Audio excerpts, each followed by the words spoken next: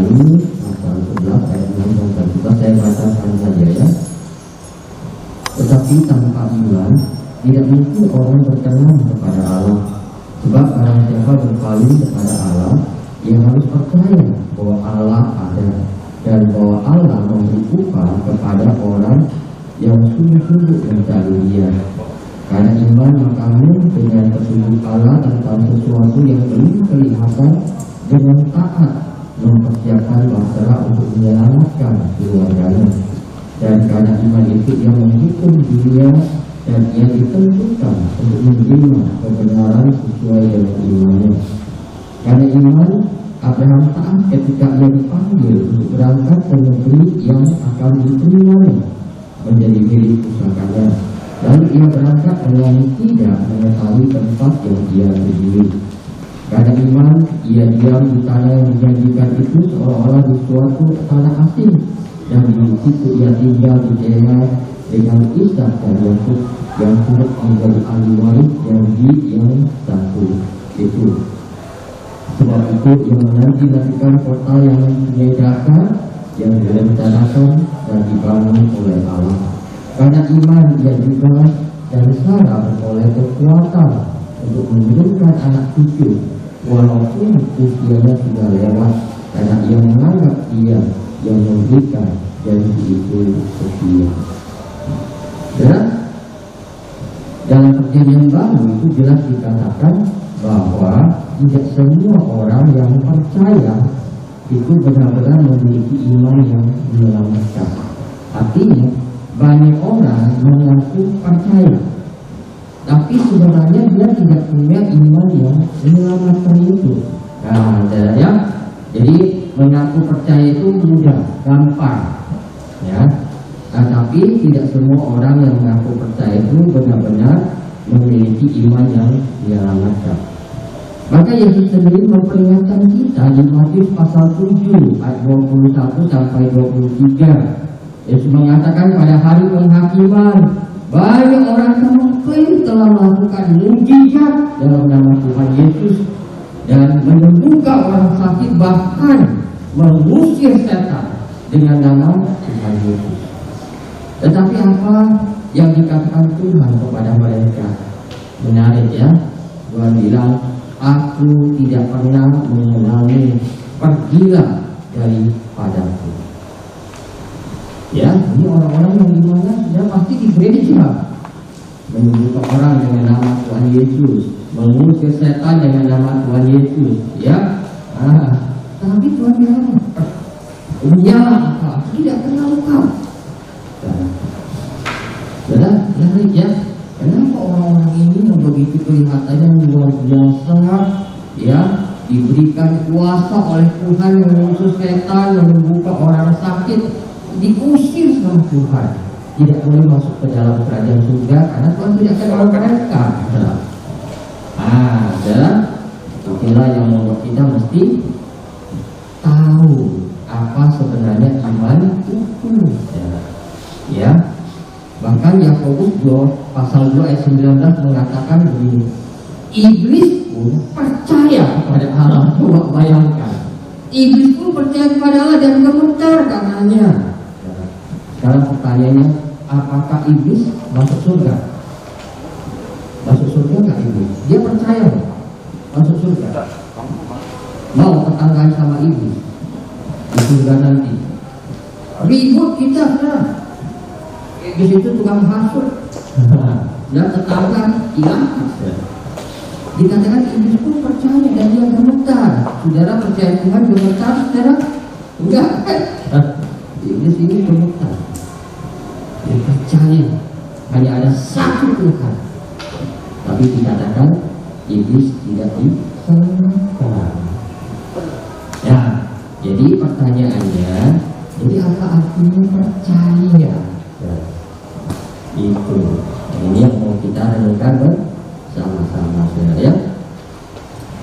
Saudara, di Alkitab itu juga ada bagian di Kisah Para Rasul ya, saudara ya. Itu waktu Paulus dan Silas itu di penjara, ya, kemudian tiba-tiba terjadi mujizat. pintu-pintu penjara itu terbuka dengan sendirinya, ya. Sampai kepala penjara itu merasa silakan. Jadi penjahat tawanan tapi sudah keluar, maka dia mau bunuh diri. Tetapi Paulus bilang jangan, nggak ada yang keluar, semua masih di dalam. Kepala penjara itu kemudian takjub, ya, dan dia mengatakan, apa yang harus aku lakukan supaya aku selamat? Nah, jawabannya sederhana, saudara, diberikan oleh Paulus, percayalah kepada Tuhan Yesus dan kamu akan selamat. Ya, percaya, engkau akan selamat. Jadi jelas, ya, percaya engkau akan selamat. Dan Paulus di dalam Roma 10 ayat 9 mengatakan, sebab jika kamu mengaku dengan mulutmu bahwa Yesus adalah Tuhan dan percaya dalam hatimu bahwa Allah telah membangkitkan dia dari antara orang mati, maka kamu akan diselamatkan. Dan bagi ayat yang lain lagi yang mengatakan kalau kita percaya kita akan diselamatkan. Nah, masalahnya tidak terletak pada kalimat-kalimat yang disebutkan di dalam Alkitab, tapi pada arti percaya itu apa sebenarnya, ya. Nah, saudara, apa arti percaya itu, saudara? Bagaimana kita tahu bahwa kita benar-benar percaya? Saudara, seringkali kata percaya itu dipakai dengan pengertian yang berbeda-beda, saudara, ya. Misalnya, saudara, ya, saya bilang saya percaya hari ini bakalan hujan. Nah, saya percaya hari ini hujan. Hujan nggak nanti, saudara? Hujan nggak? Belum tentu, kan? Nah, tapi saya bilang saya percaya karena saya lihat langit udah mendung. Ya, kalau mendung biasanya hujan. Maka saya bilang saya percaya bakalan hujan. Tapi hujan nggak? Belum tentu juga. Nah, ya, kalau gitu saya jadi pawang hujan. Kalau orang nikah sewa saya buktikan hujan. Ya, enggak bisa. Nah, itu cuma dugaan. Ya, karena saya lihat kondisi, oh mendung, ya bakalan hujan lah, ya. Tapi orang kadang pakai kata percaya. Nah, saudara, ya. Kemudian kalau saya bilang saya percaya Pak Anies Baswedan itu Gubernur DKI Jakarta sekarang, saudara. Itu artinya apa, saudara? Itu menunjukkan bahwa sebuah mengacu kepada sebuah fakta yang memang Pak Anies sekarang Gubernur Jakarta. Ya, maka saya bilang saya percaya. Tapi kalau saya berkata saya percaya kepada Yesus dengan segenap hati saya. Nah, saudara, ini pernyataan yang berbeda. Apa artinya percaya kepada Yesus sebagai juru selamat saya? Karena seringkali, saudara, kita itu mengatakan percaya, tapi kenyataannya tidak begitu. Nah, saudara, suatu kali itu ada seorang, saudara, dia pergi ke atas bukit, saudara, karena dia mau lihat sunset, matahari terbenam. Dia katanya kalau di atas bukit itu melihat matahari terbenam bagus sekali. Ya, maka dia naik sepeda, di kayu sepedanya dia naik ke atas. Sampai di atas dia menikmati matahari terbenam yang bagus sekali. Ya, dia senang. Ternyata benar nih, ya, bagus sekali dari sini view-nya, pemandangannya, melihat matahari terbenam itu. Kita lihat dan hari mulai gelap dia turun dari bukit itu, saudara. Nah, sudah waktu dia turun, saudara, itu bukit jalannya kan tidak diaspal, saudara, ya. Tiba-tiba sepedanya itu nggak bisa, kepleset, dia jatuh, saudara. Jatuh, saudara, dan di tempat itu gelap, dia nggak bisa lihat apa-apa. Waktu dia jatuh itu dia bisa meraih sebuah dahan pohon. Sudah dia tergantung di sana dan dia tidak tahu, ya, dia nggak bisa lihat sekelilingnya, semuanya gelap. Dan di saat ketakutan itu dia berkata, ada orang nggak di atas sana? Tolong saya. Ini pakai internal minyak. Ya, berkali-kali dia jadi seperti itu. Kemudian ada suara, ada saya. Wah, teman-teman, ya, dia tanya, siapa kamu? Ya, orang itu tanya, kamu percaya nggak kepada saya? Percaya. Ya, siapa kamu? Yang di atas sana. Ya, suara itu mengatakan saya. Wah, pas. Tuhan menolong. Ya. Dan suara itu bilang, kamu benar percaya dengan saya? Percaya? Percaya Tuhan. Percaya Tuhan. Oke, ya. Kalau kamu percaya, lakukan apa yang saya katakan. Lepaskan tanganmu. Tidak, dia gelantungkan, dia jatuh di tebing. Dan suara itu bilang, lepaskan tanganmu. Waduh, apa yang dia lakukan? Tadi dia bilang apa? Percaya, ya. Dan Tuhan suruh lepaskan tanganmu yang kau pakai untuk gelantungan di depan pohon itu. Apa yang dia lakukan? Orang itu kemudian berkata, ada yang lain nggak ya? Ada yang lain nggak ya? Selain itu seringkali gambaran kehidupan kita. Kita bilang percaya, tapi apa maksudnya percaya? Kita bilang percaya kepada Tuhan, tapi ada kalanya kita tidak peduli dengan Tuhan. Kita tidak mau mengikuti apa yang Tuhan katakan dalam hidup kita. Nah, saudara, percaya seperti itu pasti tidak menyelamatkan. Karena itu artinya kita tidak sungguh-sungguh percaya. Padahal keesokan harinya ketika matahari sudah terbit, saudara, orang sudah gelantungan sepanjang malam, ya, dia buka matanya, ternyata ada pijakan di bawah, hanya jaraknya 10 cm. Coba bayangkan, dia gelantungan sepanjang malam, padahal di bawahnya 10 cm itu pijakan. Mestinya dia bisa tidur enak sih, tunggu sampai matahari pagi. Tapi dia nggak percaya. Itu kehidupan kita seperti itu, saudara. Jadi sekarang mari kita belajar apa artinya percaya. Sekarang Tuhan memberikan kita anugerah, 3 anugerah dalam hidup kita, ya, yang membawa kita bisa sungguh-sungguh percaya. Ya, yang pertama namanya gracia, yang kedua itu notisia, yang ketiga itu asensia. Ya, gracia itu Tuhan berikan. Ini terlihat di dalam bentuk fenomena, di mana kita itu mulai tertarik dengan pengertian pemahaman kekristenan, ya, sehingga kita mulai seperti ini.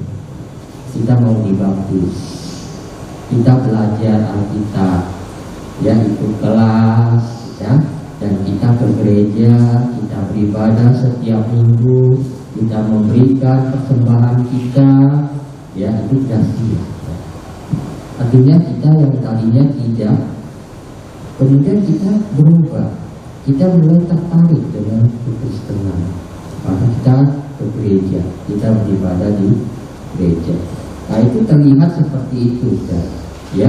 Kadang-kadang kita juga ikut ambil bagian di dalam pengumuman, panggilan suara, singer, liturgis, ya. Kita bisa melakukan pelayanan-pelayanan seperti itu, saudara.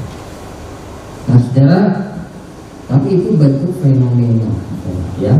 Ini di Alkitab ada, di Kisah Rasul 26, ketika Paulus menginjili Raja Agripa itu mengatakan apa? Hampir saja aku percaya, aku tergetar oleh penjelasan dari Paulus itu. Tapi dia tidak mau percaya karena dia malu. Maka saudara, gracia itu bisa ditolak, ya. Dan gracia ini saudara bisa hilang. Walaupun kelihatannya tadinya dia ke gereja, dia aktif, ya, tapi kemudian dia bisa tiba-tiba menghilang, dia nggak ke gereja lagi, mungkin dia jadi mualaf. Tadinya kelihatan dia rajin gitu. Nah itu namanya grastia.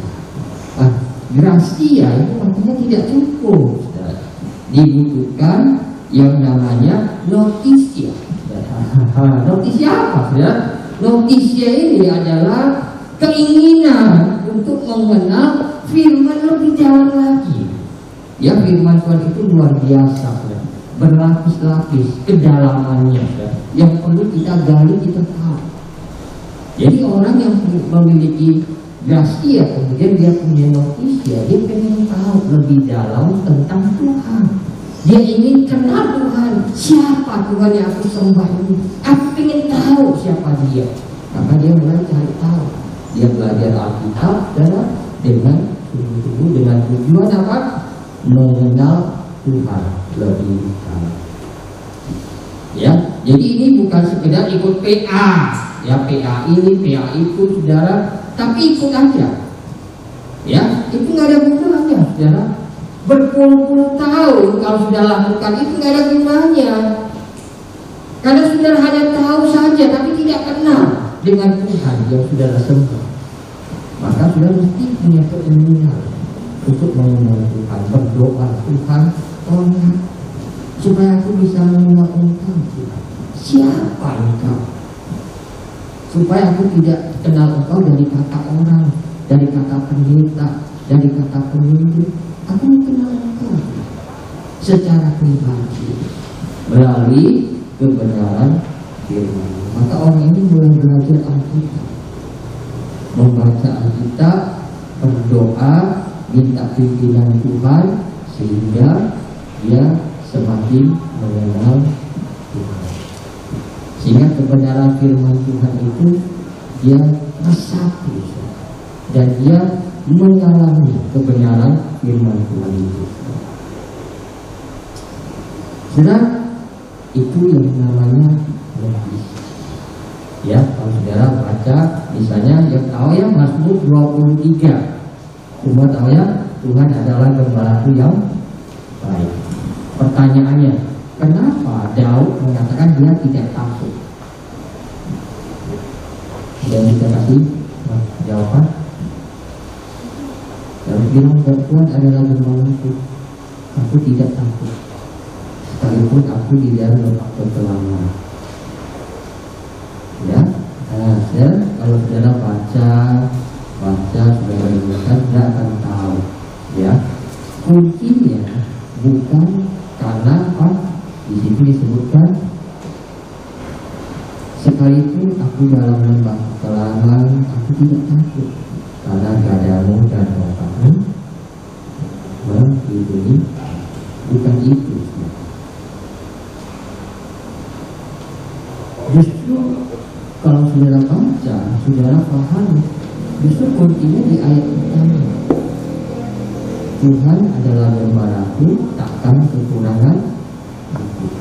Ya, terjemahan bahasa Inggrisnya lebih bagus ya.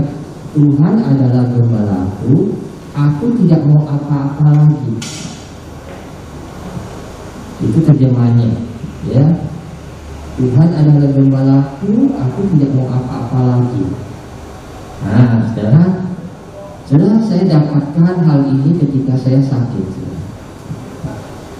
Ya, waktu saya sakit, saya didiagnosa dokter, terus saya bilang, Tuhan, saya nggak mau mati, saya mesti sembuh Tuhan, saya nggak mau mati. Saya baru ditabiskan jadi pendeta. Tuhan, saya mesti sembuh, Tuhan mesti sembuhkan dulu. Jadi saya ngomong begitu ya. Nah, kemudian dalam prosesnya saya teringat akan Mazmur 23 ini, saudara, ya, sehingga pada waktu saya mengalami ketakutan yang begitu besar, saya merasa Tuhan memeluk saya. Dan waktu itu saya merasakan ada kedamaian, ketenangan yang tadinya isi hati saya itu semua kecemasan, kekhawatiran, ketakutan, tiba-tiba hilang. Dan yang ada itu ketenangan, dan saya bisa melihat Tuhan itu baik, sangat baik. Dan waktu itu saya baru mengerti Mazmur 23. Dan saya bilang kepada Tuhan, Tuhan terima kasih Engkau Tuhan yang baik. Maka saya tidak minta apa-apa lagi. Sembuh pun saya nggak minta. Saya bisa begitu ya. Sembuh pun saya nggak minta. Karena apa? Tuhan itu baik dan sangat baik. Dan saya percaya Dia akan memberikan yang terbaik. Kenapa saya minta-minta lagi? Emang saya paling tahu apa yang terbaik? Tuhan nggak tahu. Maka saya bilang, Tuhan saya nggak minta apa-apa lagi. Semuanya saya serahkan kepadamu. Karena Engkau Tuhan yang baik. Engkau pasti memberikan yang terbaik. Ya, jadi saudara, waktu itu saya baru mengerti Mazmur 23. Ketika saya tidak minta apa-apa lagi, saya berserah kepada Tuhan. Waktu itulah saya tidak takut sama sekali. Ya, sudah ngerti ya? Kalau orang sudah nggak minta apa-apa lagi, nggak pengen apa-apa lagi, apa yang dia takutkan? Ya, ada. Kalau sudah nggak pengen apa-apa lagi, sudah nggak akan takut. Ya. Nah, saya itu namanya visi. Kita mengerti kebenaran dia. Tuhan kau Tuhan yang baik, gembalaku yang baik. Kalau kamu berikan yang terbaik, aku nggak minta apa-apa lagi. Aku serahkan semuanya ke dalam pengaturan Tuhan, karena Kau yang paling tahu apa yang terbaik. Dan itu kita mengerti firman dan mengenal Allah kita dengan lebih baik. Ya, saudara, itu yang Tuhan inginkan. Sehingga kita mau belajar lebih jauh. Maka saudara, habis kelas mengikuti kelas yang sekarang itu ada kelanjutannya. Ya, habis berakar, bertunas, bertumbuh, berbuah. Itu memperlengkapi kita supaya kita mengenal, mengerti Tuhan yang kita sembah, dan kita tahu apa yang mesti kita kerjakan dalam kehidupan kita. Ya, karena saudara tidak perlu heran kalau Paulus mengatakan kerjakan keselamatanmu dengan takut dan gentar. Mesti dikerjakan. Jadi kita sudah selamat, bukan dulu ongkang-ongkang kaki tunggu mati masuk surga. Bukan, saudara.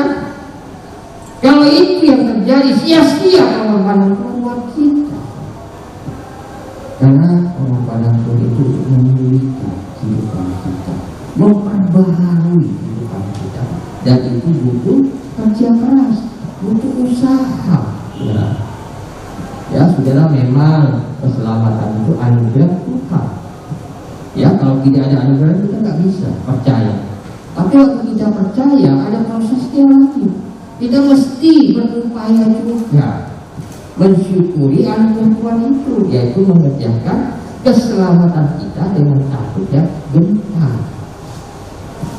Ya, jadi saudara, kenapa kita mesti belajar firman? Supaya kita mengenal Tuhan. Ya, nah, saudara, kemudian yang terakhir itu asensia.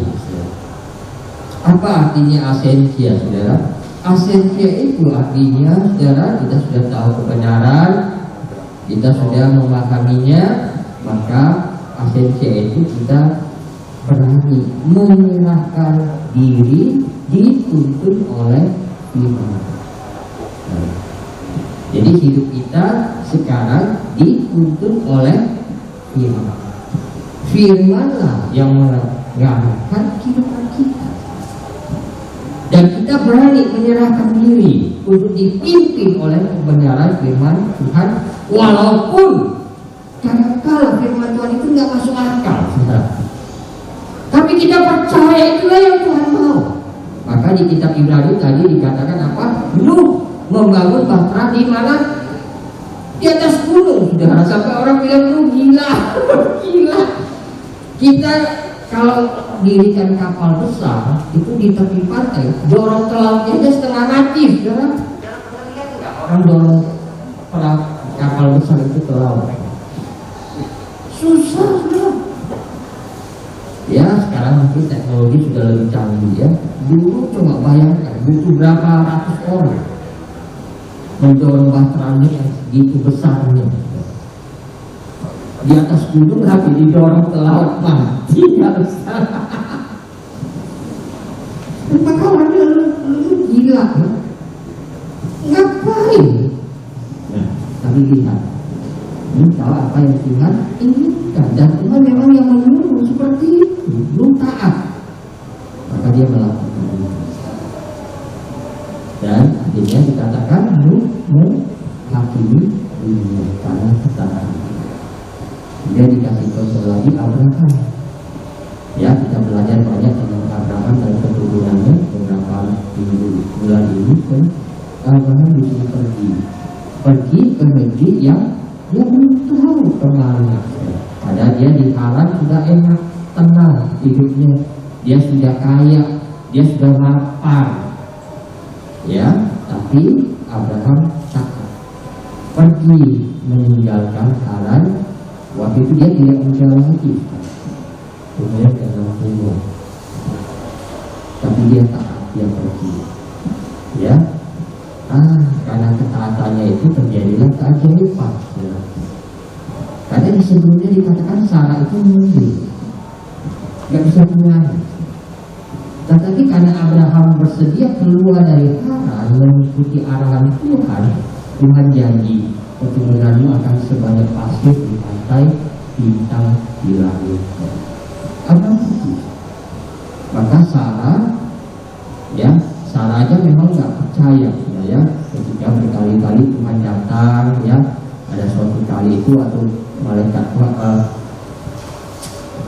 penampakan Tuhan itu ngobrol dengan Abraham, ya, kemudian Sarah itu tertawa, dan waktu Tuhan mengatakan istrimu akan melahirkan anak pada hari seperti ini. Sarah itu tertawa, mungkin ya nenek sulami buat nenek sulami. Tuhan milioner, ya. Dan tapi itu yang terjadi pada akhirnya Sarah punya anak namanya Ishak, dan keturunan Ishak banyak. Ya, termasuk kita anak-anak rohani dari Abraham. Ya, seperti pasir di tepi pantai, bintang di langit. Kenapa Abraham melakukan hal itu? Karena dia berani menyerahkan dirinya kepada tuntunan firman Tuhan. Itulah sebenarnya artinya percaya. Ya, maka di Bonhoeffer itu bilang, seorang pendeta, dia bilang begini sebenarnya, hanya orang yang taat itu yang benar-benar percaya. Hanya orang yang percaya akan taat. Ya, jadi percuma kalau sudah bilang percaya sudah tidak taat kepada firman Tuhan. Ya, karena kalau sudah memang benar-benar percaya, sudah akan taat apa yang Tuhan katakan, sekalipun itu tidak masuk akal. Ya, firman Tuhan bilang apa? Jangan membalas kejahatan dengan kejahatan. Ya, kita kalau begitu apa? Kita dianggap orang bodoh, bego. Ya, sudah dijahatin orang, jangan membalas. Kalau kita kan maunya apa? Ya, mau mati terus sekalian. Itu belum kenal buat siapa. Susahnya sekarang begitu saudara. Ya, tapi firman enggak, jangan membalas kejahatan dengan kejahatan, tapi balaslah kejahatan dengan kebaikan. Nah, saudara, kalau orang tampar pipi kanan lu, kasih pipi kiri. Mau? Saya tampar sekarang. Aduh Tuhan, apa ini? Tapi memang itu yang Tuhan mau. Ya, artinya di suatu keadaan, ya, kalau memang itu yang Tuhan inginkan, kita taat. Nanti kita bisa melihat ada mujizat Tuhan. Mungkin sudah waktu ditampar nggak sakit, sudah. Bisa, Tuhan pasti bisa. Atau sudah waktu ditampar, ya, sudah merasa terluka, tapi itu menyembuhkan orang yang menampar, sehingga engkau menjadi berkat buat dia. Bukankah itu maunya Tuhan buat hidup kita tidak jadi berkat buat orang lain. Bisa seperti itu. Ya, kata Paulus juga seringkali menghadapi berbagai penderitaan, penganiayaan, dia tidak pernah membalas. Padahal kalau dia mau membalas bisa. Ya, maka Tuhan Yesus waktu disalib dia juga tidak membalas. Sampai orang mengejek dia, kalau engkau Tuhan, panggil malaikat turun untuk membinasakan kami. Kalau Tuhan mau, Tuhan bisa nggak? Tuhan Yesus bisa nggak menyuruh malaikat turun dari surga membunuh orang-orang yang menyalibkan dia? Gampang sekali, karena di Alkitab ketika pasukan Sanherib ya itu dibinasakan ribuan orang, hanya 2 malaikat turun, belum dipanggil 1 batalion ya. Hanya 2 malaikat, 1 malam habis ribuan orang tentara Sanherib. Bisa. Tapi Tuhan mengatakan ya, jadi saudara, mau nggak kita menjalankan hidup kita di dalam tuntunan firman kita? Dan kalau kita menikmati ini, sudah punya iman yang benar.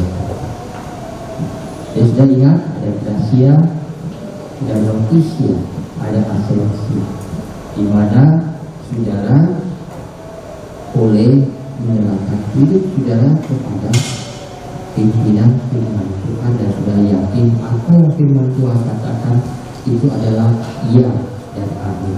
Saya mau ikut sekalipun itu tidak masuk akal, dan saudara akan memperoleh iman yang benar. Kita masuk ke dalam doa.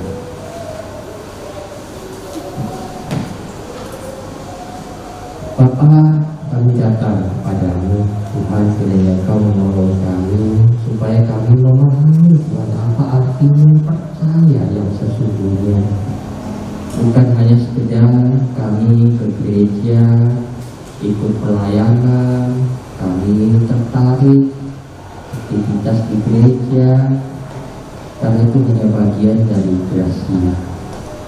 Tapi Tuhan Kau mau kami naik tingkat dan kami masuk ke fase berikutnya, di mana kami mulai menyukai firman-Mu, ingin tahu lebih dalam, mengenal Engkau lebih dalam melalui kebenaran firman-Mu, dan kami mau belajar sendiri untuk membaca firman-Mu, berdoa memohon Tuhan menyingkapkan kebenaran-Mu kepada kami.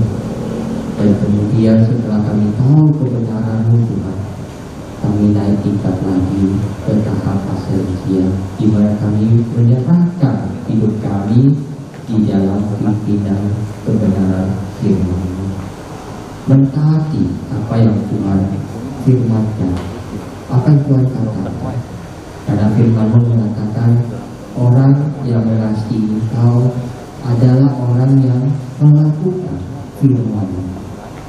Itulah orang yang mengasihi Engkau Tuhan, yang sungguh-sungguh memiliki iman yang menyelamatkan. Tuhan berkati kami semuanya. Selepas daripada baptisan adventasi hari ini, ada beberapa kelas lagi yang akan memperlengkapi kami supaya kami bisa benar-benar teguh di dalam iman kami. Mohon Tuhan menolong kami supaya kami punya komitmen mengikutinya sampai selesai, supaya kami belajar memahami apa yang kami percayai, sehingga kami mengenal Tuhan bukan dari kata orang lagi, tetapi kami benar-benar mengalaminya sendiri. Tuhan berkati kami semuanya. Kami syukur dengan doa kami di dalam nama Tuhan Yesus. Kami berdoa. Amin.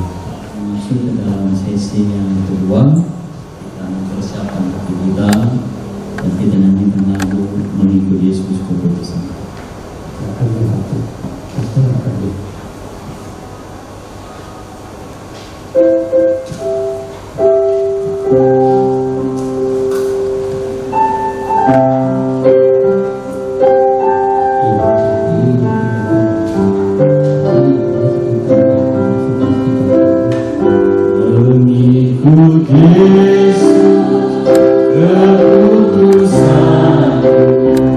Mengikut Yesus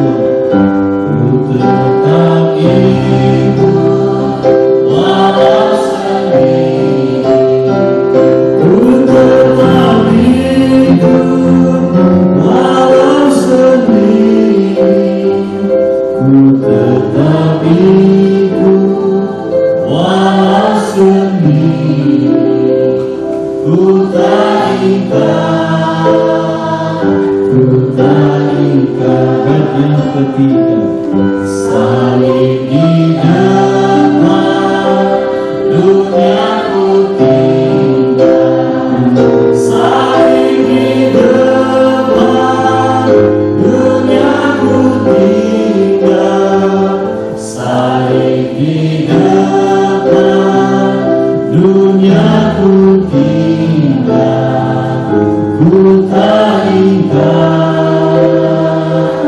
ku tak ikat. Sekali lagi bait yang pertama, mengikut Yesus keputusanku, mengikut Yesus keputusanku, mengikut Yesus keputusanku, ku tak ikat, ku tak ikat. Pada banyak satu-satu.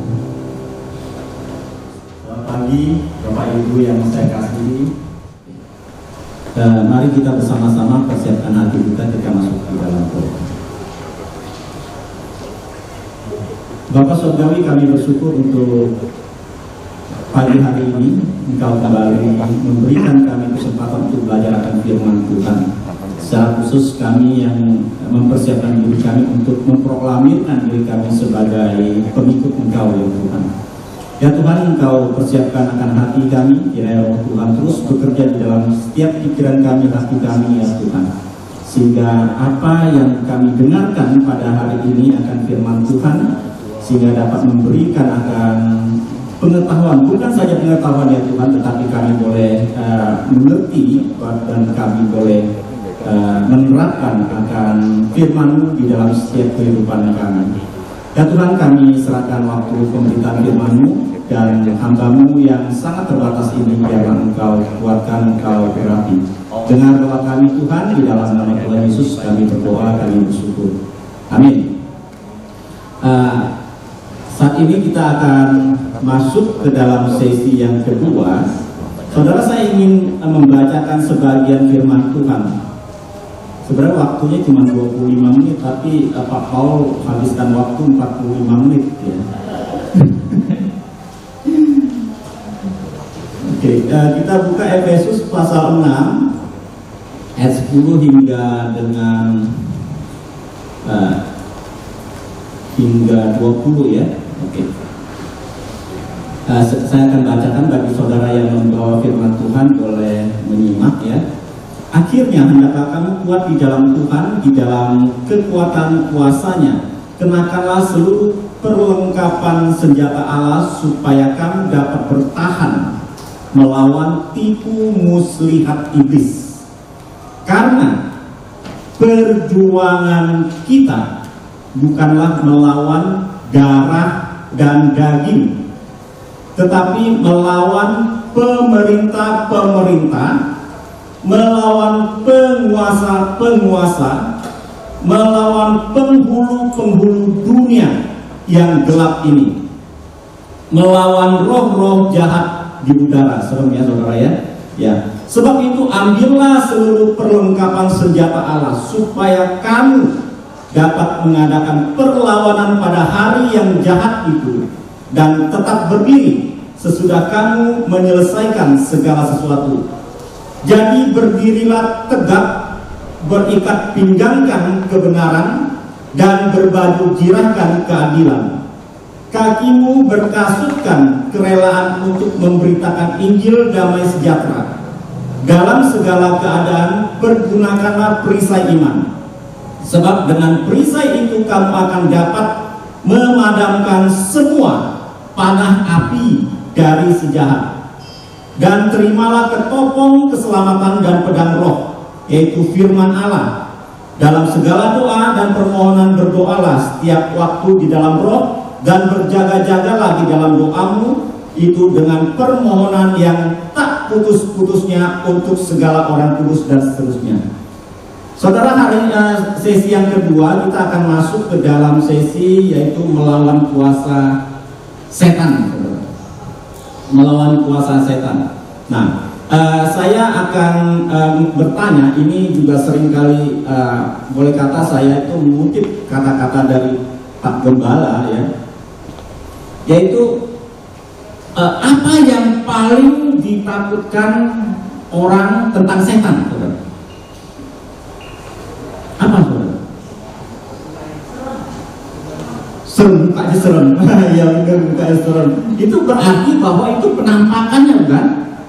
Berarti kita takut akan setan itu penampakannya. Ya tahu-tahu kita sedang berjalan nih. Apalagi kalau misalkan di kuburan ya kan, malam-malam lagi kan, kita jalan malam-malam. Tahu-tahu di kuburan itu nongol gitu kan, ada setan sebenarnya. Waduh. Kalau kita melihat setan, terus apa yang kita lakukan? Wah, kabur, lari terbirit-birit kan? Lari terbirit-birit. Kita pasti lari terbirit-birit. Nah, saya mau tanya nih. Jika setan memperlihatkan wajahnya yang menyeramkan itu, ya. Jika setan memperlihatkan wajahnya yang menyeramkan itu, dapat nggak dia menggoda manusia? Dapat nggak? Dia belum dekat kita udah lari ya kan? Dia belum dekat kita udah lari pontang-panting. Dia gimana godain kita? Kita udah ketakutan. Kita nggak bisa digodain lagi, ya. Nah, dulu ada artis papan atas ya, namanya Susana. Ada yang kenal nggak? Itu tahun 80-an itu. Itu film apa? Sundel Bolong ya. Sundel Bolong. Ya, dia suka main tuh di belakangnya bolong gitu ya. Nah, orang melihat pas kalau misalkan lihat filmnya itu, waduh, pada lari semua. Takut, saya nggak berani nonton film Sundel Bolong, takut. Ya, kalau misalkan setan menampakkan wajah aslinya kepada kita, itu setan blow on namanya, saudara. Itu setan bodoh, blow on. Nah, kalau misalkan kita saat ini ketemu dengan setan, pasti kita lari terbirit-birit. Itu setan bodoh, saudara. Ya. Nah, tadi kita sudah mendengar bahwa penjelasan dari pendeta Paul, setan percaya nggak sama Tuhan? Percaya. Dia percaya. Siapa itu setan? Siapa itu iblis? Siapa itu iblis? Iblis itu pelayan Tuhan tadi. Dia adalah malaikat Tuhan yang sangat tinggi. Dia adalah pelayan Tuhan. Dia memiliki jabatan yang sangat tinggi di hadapan Allah. Oleh karena kesombongannya, oleh karena pemberontakannya, dia ingin menjadi seperti Allah. Akhirnya dia jatuh ke dalam dosa dan diusir oleh Allah. Dan setelah itu apa yang terjadi, saudara? Dia menjadi musuh Allah. Nah, sekarang pertanyaannya, saudara. Nah, terus apa pekerjaannya kalau misalkan iblis itu musuh Allah? Pekerjaannya apa? Pasti dia akan selalu mencari kesempatan untuk melawan Allah. Kalau dia melawan Allah, bisa nggak? Bisa nggak? Nggak bisa. Dia nggak mempunyai kekuatan itu untuk melawan Allah. Lalu apa yang dilakukan oleh iblis untuk melawan Allah? Nah, pertanyaannya, lalu untuk melawan Allah, apa yang dilakukan oleh iblis ini? Apa? Yaitu ingin menghancurkan yang namanya anak-anak Allah. Dia ingin menghancurkan orang-orang yang datang kepada Tuhan untuk menjadi pengikut Tuhan. Itu tujuan utamanya. Dia ingin menghancurkan anak-anak Tuhan, apalagi kita, termasuk kita yang baru saja kita ingin memproklamirkan iman kita. Nggak mudah loh saudara. Jangan pikir kita sudah dibaptis, udah lulus bebas, ya. Jangan pikir saudara. Ini baru pertama kita akan masuk ke dalam tahapan-tahapan yang akan seterusnya sampai kita mati saudara. Nah inilah iblis akan berusaha mati-matian untuk menghancurkan kita. Dia tidak akan tinggal diam. Dia tidak akan membiarkan akan anak-anak Tuhan itu mendekat kepada Tuhan. Dia dengan berbagai cara untuk menghancurkannya. Nah, tadi kita melihat bahwa dia adalah musuh Allah. Dia akan menghancurkan akan anak-anak Allah, pengikut-pengikut Tuhan ini. Bagaimana caranya? Bagaimana caranya? Saudara, tadi saya sudah jelaskan bahwa iblis itu adalah siapa? Pengikut Tuhan, malaikat Tuhan yang tertinggi, yang seringkali mendengar firman Tuhan langsung dari Allah, yang langsung mendengarkan firman Tuhan, yang memberikan perintah kepada iblis itu sebelum dia jatuh. Itu artinya apa? Iblis bukan iblis yang bodoh. Dia memiliki pengetahuan yang luar biasa. Dia memiliki intelektual yang begitu luar biasa sekali. Jangan menganggap remeh. Jangan menganggap, waduh iblis tuh, kalau dia datang kita kabur. Enggak saudara. Dia memiliki intelektual yang tinggi. Dia itu dikatakan bahwa dia adalah bapaknya penipu. Dia adalah memiliki kelicikan yang begitu luar biasa di dalam pada dirinya. Saudara, kita bukan melawan yang namanya darah daging, firman Tuhan katakan, ya. Kalau darah daging seperti penampakan tadi, kita bisa kabur, ya kan? Kalau kita bisa melawan dia, kita bisa berantem sama dia, ya kan? Kita bisa lawan. Kalau kita lihat dia kayak Goliat begitu, kita kecil begini, ya kita lari, ya kan? Itu kelihatan saudara. Itu darah dan daging. Tapi lawan kita celakanya bukan darah dan daging saudara. Tapi lawan kita itu penguasa-penguasa, dikatakan penghulu-penghulu di penguasa kegelapan ini tidak kelihatan. Dia adalah iblis memiliki akan namanya intelektual yang tinggi, pengetahuan yang begitu hebat. Dia adalah pendusta, penipu, begitu liciknya, sehingga dia dapat menggunakan berbagai cara untuk menghancurkan anak-anak Allah. Nah, dia bisa mempengaruhi pikiran kita. Dia bisa mempengaruhi pikiran kita, ya, yaitu mengaburkan perintah Tuhan. Nah ini bahaya sekali saudara. Dia mengaburkan firman Tuhan karena begitu melimpahnya firman Tuhan pada dirinya, cuma sayang dia enggak beriman, dia memberontak kepada Tuhan. Ya, dia begitu melimpah akan firman Tuhan, pengetahuan akan firman Tuhan yang melimpah saudara. Jadi dia hajar akan anak-anak Tuhan juga dengan firman Tuhan, mengaburkan akan perintah Tuhan. Saudara, kita baca ya, kita buka Kejadian pasal 3. Wah, 25 menit. Saya usahakan kalau bisa lewat ya. Ya. Pasal 3 kita baca ya. Pasal 2 dulu. Pasal 2 saya ingin membacakan ayat 15 dan 16 ya. Dengar perkataan Tuhan nih ya. Tuhan Allah mengambil manusia itu dan menempatkan, perhatikan tulisannya, perhatikan ya, supaya kalian tuh bisa nanti nggak dikabulkan oleh iblis pengetahuan kalian ya. Jadi kalian bisa bandingkan perintah Tuhan yang mana terus omongan iblis itu yang seperti apa ya. Nah, Tuhan Allah mengambil manusia itu dan menempatkannya dalam Taman Eden untuk mengusahakan dan memelihara taman itu. Nah, terus ayat 16. Lalu Tuhan Allah memberi perintah kepada manusia, semua pohon dalam taman ini boleh kamu makan buahnya dengan bebas. Ya.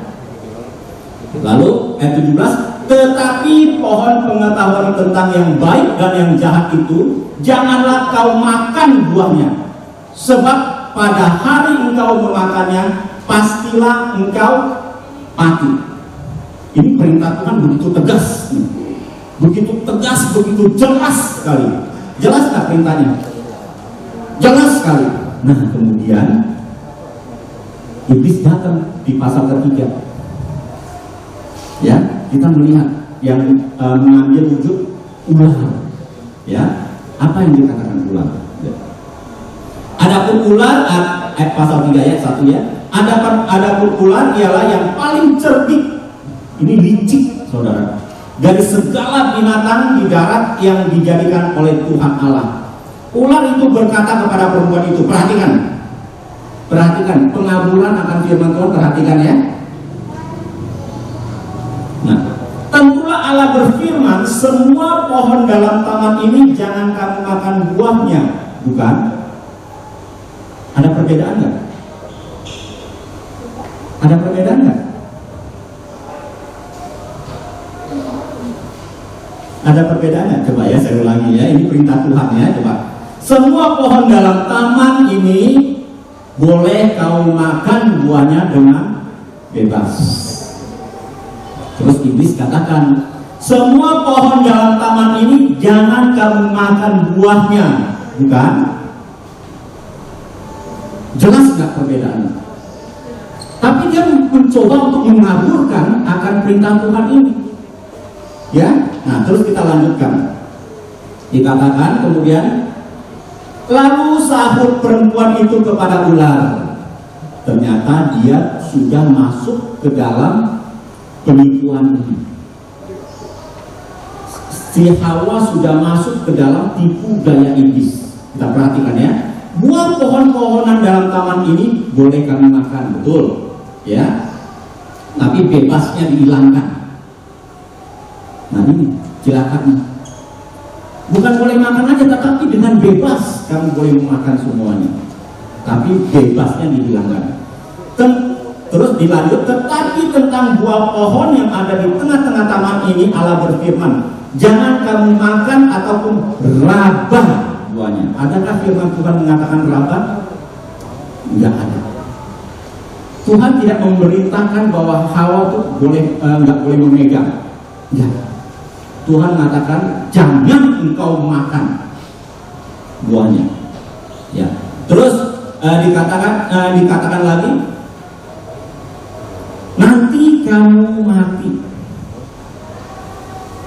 Nanti kamu akan mati. Nanti kamu akan mati. Hawa bilang jawabnya. Perintah Tuhan apa? Apakah nanti? Pasti. Bukan nanti. Ketika engkau makan, engkau pasti mati. Nah inilah kehebatan dari si iblis yang mengaburkan perintah Tuhan. Hawa termakan di dalam perintahnya. Nah ini sangat berbahaya sekali. Firman Tuhan itu benar-benar diputar balikan sama si ular. Dia tahu banget kelemahan manusia. Waduh, kalau misalkan kita ini yang baru akan menerima baptisan ini, kemudian kita ketemu dengan iblis yang ingin menggoda kita dengan mengaburkan firman Tuhan, celaka saudara. Kita akan gampang sekali jatuh ke dalam dosa. Nah, apa kata ular selanjutnya? Dikatakan, sekali-kali kamu tidak akan mati. Sekali-kali kamu tidak akan mati. Nah inilah ironinya. Boleh berbuat dosa nggak? Boleh. Kan cuma dikit dosanya. Nyoba-nyoba, ya kan? Boleh kan nyoba-nyoba katanya. Boleh nggak saudara? Nggak boleh, dosa ya dosa, pasti akan dihukum saudara. Nggak bisa, oh ini mah dosa kecil, cuma bohong kok. Bohong sedikit, ya kan? Boleh bohong nggak? Nggak boleh. Nah kadang-kadang kan kita kebablasan. Nah, itu kebablasan pasti Tuhan maklumi. Tapi jangan dengan sengajanya kita berbohong, itu tidak boleh. Meskipun kita nggak keceplosan berbohong begitu pun kita harus buru-buru minta ampun dari pada Tuhan. Nggak boleh dibiarkan, ya. Nah, inilah sehingga dikatakan engkau nggak akan mati. Nah, terus Hawa, terus ayat 6 dikatakan, ayat 5, tetapi Allah mengatakan bahwa pada waktu kamu memakannya, matamu akan terbuka, ya kan? Dan kamu akan menjadi seperti Allah, tahu tentang yang baik dan yang jahat. Waduh, kemudian si Hawa lihat mata nih, hati-hati ya. Hawa lihat keinginan mata nih. Ini mata kalau nggak dijaga hati-hati jahat loh, saudara. Kadang-kadang kita buka Facebook, ya kan? Atau buka YouTube gitu kan. Waduh, ini mata aja, saudara. Atau melihat gadis cantik lewat atau apa gitu kan. Matanya tergiur. Hawa matanya melihat, waduh ini menarik sekali, menarik hati, indah sekali. Lagian ini dikatakan bahwa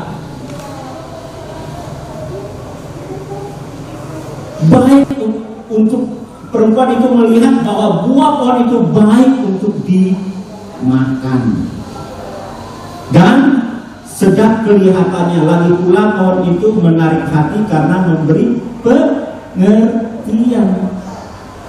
Pertama mata lihat, waduh indah sekali, menarik sekali, waduh ini enak banget. Kemudian Hawa katakan, waduh ini sedap.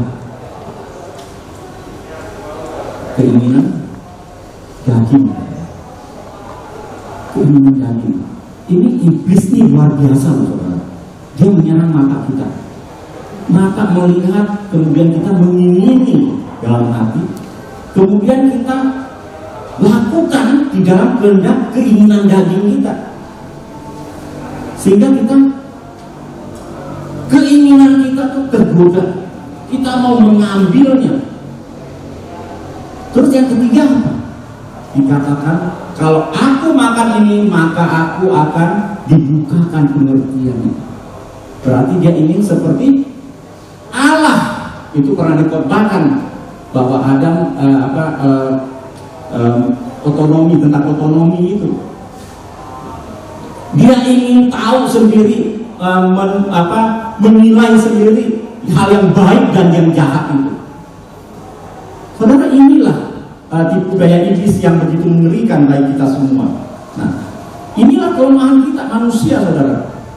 Iblis penuh dengan tipu daya dan dapat menggunakan berbagai macam cara. Bahkan juga bisa menggunakan yang namanya pendeta, saudara. Hati-hati, jangan termakan akan firman Tuhan yang dikatakan pendeta yang tanda kutip. Saudara, sekarang banyak sekali gereja-gereja yang mengajarkan tentang kemakmuran, saudara. Teologi kemakmuran. Banyak gereja pendeta-pendeta yang mengajarkan kalau percaya Tuhan maka engkau tidak akan sakit, bahwa engkau tidak akan bangkrut. Itu benar nggak firman Tuhan? Benar nggak itu firman Tuhan? Ternyata banyak para rasul hidupnya banyak sekali rintangan, banyak sekali hal-hal yang ditemui, dan hidup juga pas-pasan, bukan? Dan bahkan rasul-rasul pada mati sakit, ada dipenggal, ada yang disalib dan sebagainya. Saudara, jangan kita tertipu, dan kita justru itu harus hati-hati dalam hal ini. Iblis juga bisa pakai pendeta loh, saudara, untuk mengaburkan akan firman Tuhan. Nah, ironis kan saudara. Jadi gimana nih kita mau maju kena, mundur kena? Kita yang jadi orang Kristen kan rindu sekali ke gereja kan? Ya dong, kita kan orang Kristen pasti mau berbakti, beribadah pada Tuhan kan? Kita ke gereja. Ternyata di situ ada iblis yang menyamar jadi pendeta, saudara. Padahal kita niatnya baik, mau datang menyembah Tuhan, tetapi justru ketemu dengan orang-orang seperti ini. Gimana saudara? Saudara, nggak gampang saudara jadi orang Kristen. Kita jangan pikir bahwa saya sudah dibaptis, saya sudah memproklamirkan iman saya, berarti saya sudah bebas. Kata Pak Paul, ongkang-ongkang kaki, tinggal masuk surga. Saudara, jauh, saudara masih jauh. Perjalanan iman kita tuh masih jauh. Ini baru permulaan, saudara. Belum lagi ketika kita beribadah. Nah, iblis juga dikatakan sebagai pendakwah, saudara. Ya, belum lagi kita diperhadapkan ketika kita ke gereja, rajin ke gereja, ketemu teman lama. Ketemu teman lama. Terus diajak, yuk pengikut yuk. Yuk nyabu yuk. Nggak mau. Saya sudah percaya Tuhan dan saya sudah bertobat, nggak mau lakukan ini lagi. Lu baru percaya Tuhan, lu udah sok suci lu. Nah lu saudara, terus gimana? Kita gimana? Kalau kita tinggalin, itu teman baik kita. Wah, kita bisa dimusuhin. Harus gimana? Tentu kita harus benar-benar tegas. Itu cara iblis ingin mendakwa kita agar kita kembali ke jalan yang lama. Ini ingat loh, diingat loh ya saudara, itu kan. Jangan pikir kita, ini cuman prabaptisan, cuman ini cuman langkah-langkah yang harus saya ikuti, kemudian saya lupa, cuman dibaptis dong, kemudian saya lupa. Enggak saudara, jangan pikir ini cuma tahap-tahapan loh saudara ya. Tapi ini benar-benar harus kita pikirkan, kita benar-benar lakukan dalam kehidupan kita. Jadi gak gampang saudara, sok suci dan sebagainya. Iblis itu lihai, licik, jagonya saudara. Kalau kita mau melayani, mungkin istri atau ayah, papa, mama bisa juga jadi penghalang. Bisa juga jadi penghalang saudara, dan lain-lain. Dan justru iblis seringkali menggunakan orang-orang dekat kita untuk membawa kita jauh dari Tuhan. Hati-hati saudara. Hati-hati saudara ya. Nah, kalau misalkan ya, kita lagi usaha kita dari bangkrut nih misalkan ya, kita bangkrut, tuh kan, ini akibat lu murtad, akibat lu ikut Tuhan, tuh kan, lu bangkrut kan, bener kan, lu bangkrut. Itu karena kamu durhaka, ninggalin agamamu dulu. Belum lama ini ada pendeta Muhammad Markus ya, Markus ya namanya. Apa namanya? Saya lupa pokoknya.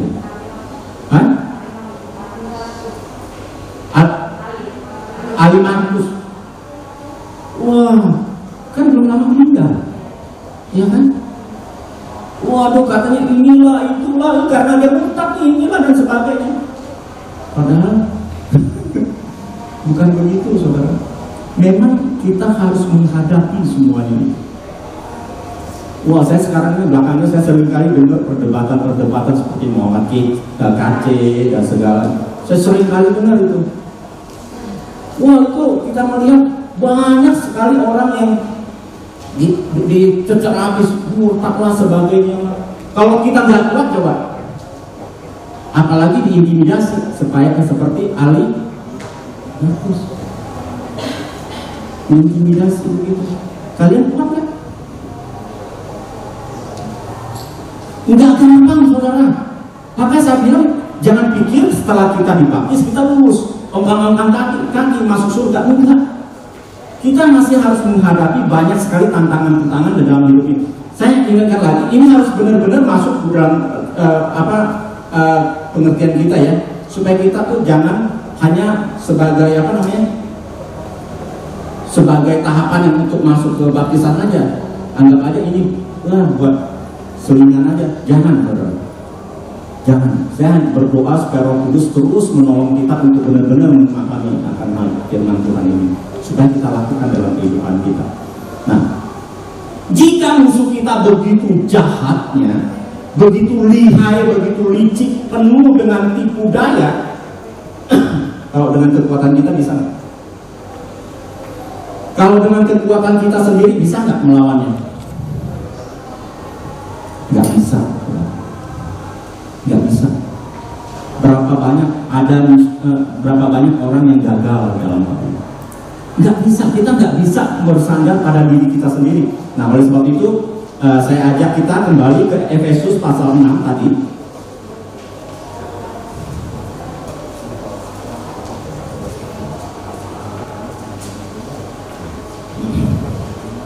Efesus pasal 6 tadi di ayat 10. Akhirnya hendaklah kamu kuat di dalam Tuhan. Di dalam, ditekanin lagi, di dalam Tuhan, di dalam Tuhan. Ya, di dalam Tuhan, di dalam kekuatan kuasanya, di dalam Tuhan, di dalam kuat kuasanya, diulang 2 kali, di dalam Tuhan. Kita kalau nggak tinggal di dalam Tuhan, kita mustahil bisa menang lawan kuasa setan. Kita harus benar-benar tinggal di dalam Tuhan, di dalam Kristus. Kita harus tinggal di dalam Kristus. Kita bergantung sepenuhnya kepada kuasa Kristus, yang kepala ular yang sudah dihancurkan, yang baru kita peringati. Besok Paskal ya. Bagaimana kuasa kematian dan kebangkitannya, kita melihat, kita bersandar kepada kuasa Kristus. Karena kuasa itu sudah dikalahkan oleh Kristus. Oleh sebab itu kita harus tinggal di dalamnya. Tuhan Yesus pernah katakan, akulah pokok anggur, kalianlah carang-carangnya. Kita kalau carang-carangnya tidak nempel di pokok anggur itu, bisa itu nggak? Mati kering, nggak ada gunanya, dibakar, saudara. Nah, hanya tinggal di dalam Kristus dan bergantung kepadanya, kita dapat menang melawan kuasa iblis, saudara. Saudara harus ingat, kita ini orang-orang yang sudah ditebus, saudara. Kalau orang-orang yang sudah ditebus milik Kristus, status kita berubah nggak? Status kita berubah. Status kita menjadi apa? Dikatakan sebagai anak Allah. Sebagai anak-anak Allah, kita wajib bergantung kepada Bapa Tuhan kita. Ini kita anak-anak Bapak bukan di rumah. Kalau masih kecil bergantung nggak sama orang tua? Bergantung. Apalagi kita baru masih bayi nih, masih bayi rohani istilahnya nih, ya kan? Kita harus lebih bergantung lagi pada Tuhan. Kita harus terus menikmati akan gizi-gizi makanan yang Tuhan sediakan, Bapa kita sediakan pada kita. Saudara, kita harus benar-benar bersandar ke dalam kuat kuasa Tuhan, harus tinggal di dalamnya. Apakah sampai di situ? Tidak, saudara. Kita bukan hanya bergantung gitu, bergantung juga kita pakai kekuatan kita loh, pakai kekuatan kita juga loh, ya kan? Kita bagaimana bergantung di sebuah dahan misalkan, kalau nggak pakai kekuatan kita juga, nggak bisa kan? Oleh sebab itu harus ada yang namanya kerjasama. Kita harus memiliki, Paulus katakan, dan tadi sudah disinggung oleh pendeta Stephen Paul, bahwa kerjakanlah keselamatanmu. Itu bagian kita. Kita diselamatkan sudah. Apakah diselamatkan oleh karena perbuatan baik? Bukan. Itu cuma-cuma. Tapi bagian kita, yaitu kerjakan apa yang sudah Tuhan berikan kepada kita untuk terus berjuang melawan kuasa setan. Bagaimana caranya? Nah, ini caranya, saudara ya. Nah, dikatakan, kenakanlah seluruh perlengkapan senjata Allah supaya kamu dapat bertahan melawan tipu muslihat iblis. Dikatakan, kenakanlah seluruh perlengkapan senjata Allah. Seluruh perlengkapan senjata Allah, katakan. Nah, saudara, di sini disebutkan ada 6 rupa ya, saudara ya. Dikatakan ada ikat pinggang, ada baju jirah, ada kasut, ada perisai, ada ketopong, ada pedang. Di situ dikatakan, saudara. Nah, kita melihat ada ketopong buat apa? Jaga.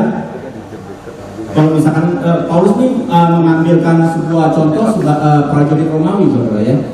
Ketopong itu untuk melindungi kepala. Ada kasut juga dikatakan. Ada perisai juga. Ada baju jirah juga. Itu artinya apa, saudara? Ada pedang. Itu artinya seluruh keberadaan kita dari kepala sampai ke kaki, itu seluruhnya kita harus siap, saudara. Kita harus siap untuk menghadapi peperangan ini. Jadi seluruhnya kita harus siap untuk melawannya. Nah, oleh sebab itu kita bersyukur. Saya langsung kita harus bersyukur, saudara ya. Kita memiliki yang namanya Tuhan kita yang begitu baik. Kita memiliki akan firman Tuhan yang adalah pedang roh itu, dikatakan. Itu harus kita pergunakan dengan baik.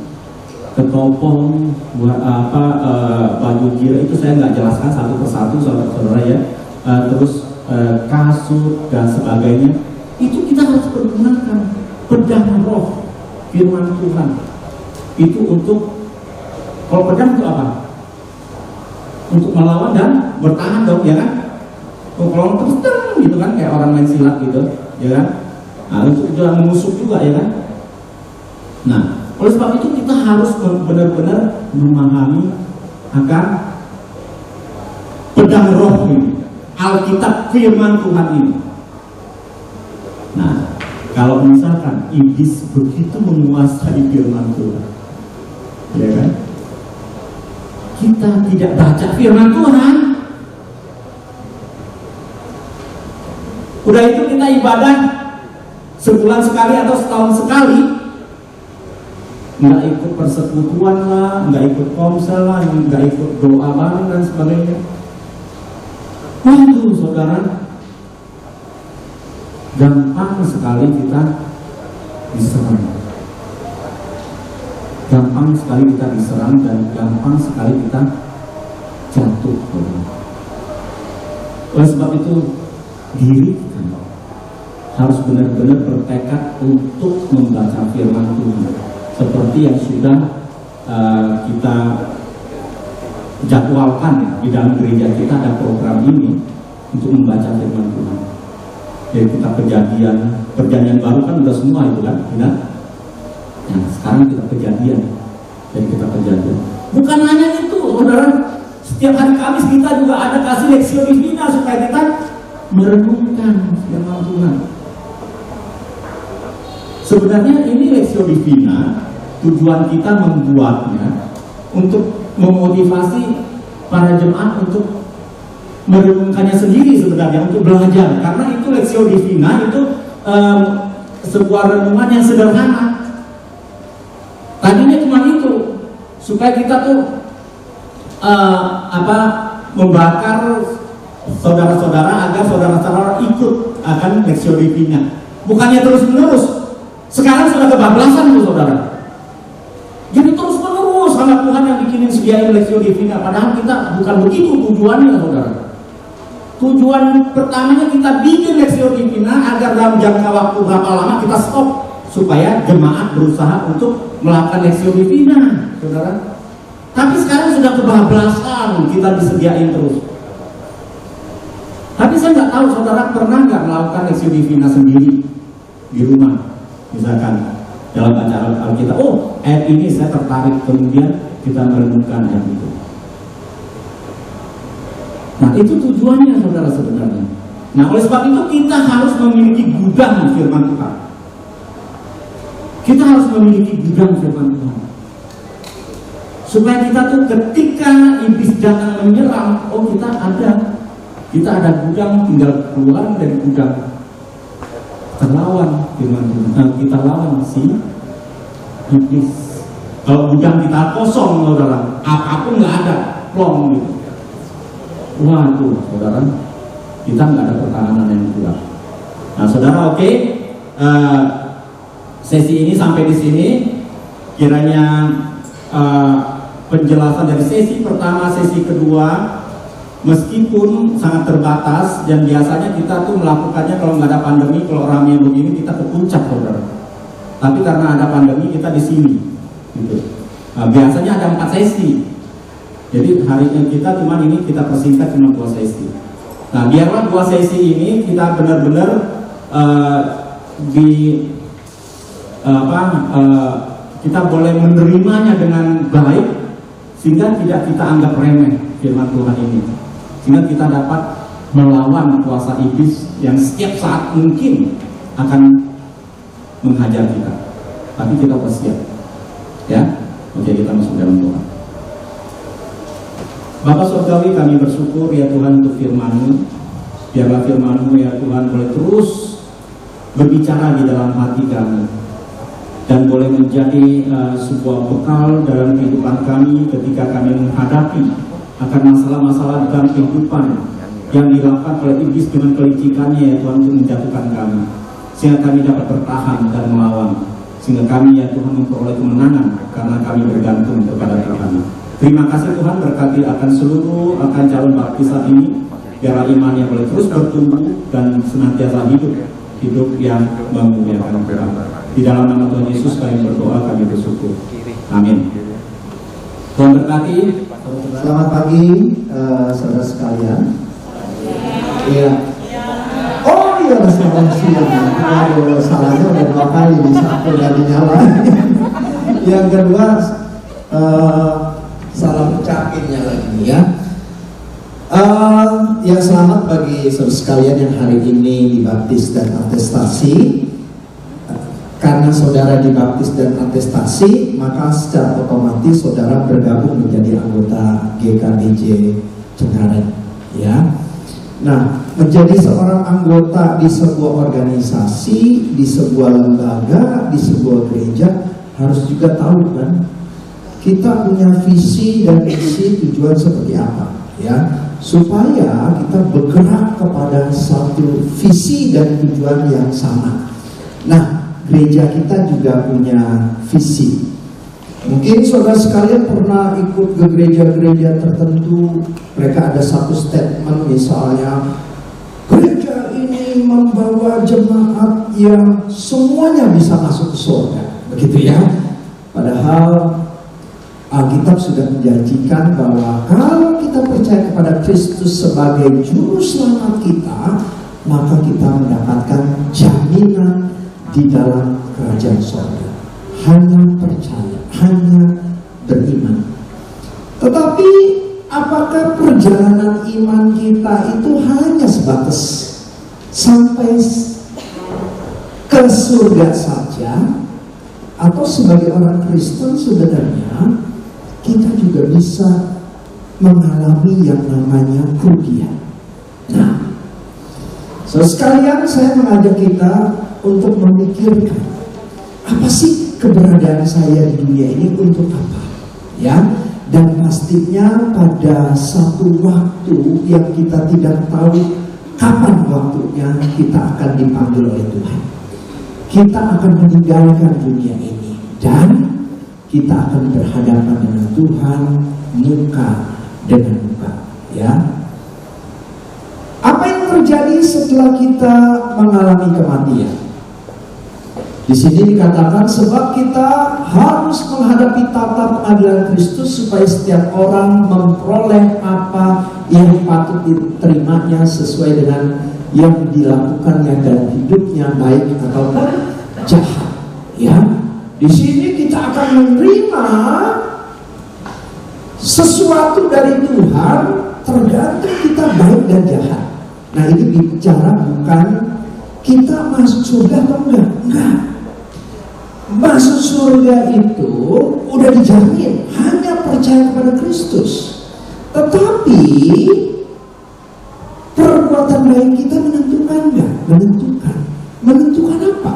Bukan lagi menentukan surga atau neraka, karena tempat kita pasti ke surga, tapi nanti menentukan penghargaan yang akan kita terima. Ya, jadi setiap kita itu akan menghadap Tuhan.